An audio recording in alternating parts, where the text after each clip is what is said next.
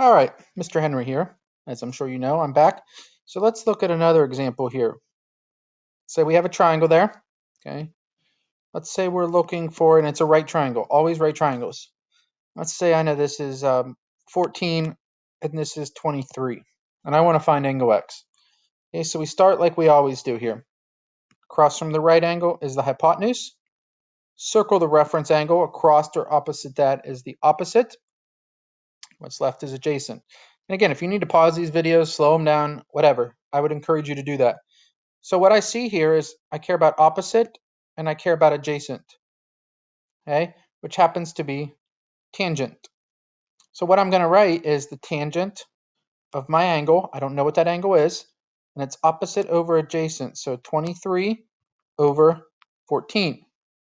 So because I want to find the angle, anytime you think angle, think inverse. I'm going to do tan inverse of 23 over 14. Okay, 23 over 14. So let's go back to the calculator here. Remember I messed this up last time. Make sure you're in degrees. Hit inverse, and we want inverse tangent now. 23 divided by 14. And I typed that in wrong, of course. So let's try this again. 23 divided by 14. And I get 58.7 degrees.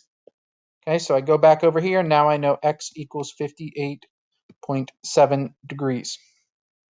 Okay, so let's look at another one here real quick.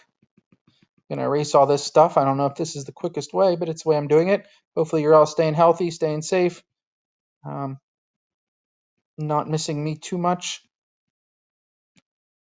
All right, let's make this color. So let's say we have another triangle here. Draw this one a little differently. So there's my right angle. Let's say I'm looking for this angle. We'll call it y this time. Say this is 7, this is 24. Okay, so let's label. This would be my hypotenuse across from the right angle here. Opposite the angle would be opposite. What's left is adjacent. So the two things I care about here are adjacent and hypotenuse. So I'm going to use cosine.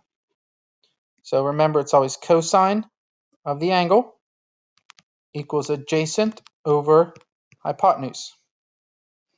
Okay? So because I'm looking for an angle, that means y is going to equal cosine inverse of 7 over 24. So let's see if I can do it this time without messing anything up. So I'm in degree. Inverse cosine 7 divided by 24. And I can't do it without messing up apparently. Divided by 24. There we go. Equals 73 degrees. So I go back over here. I write 73 degrees. And I'm done.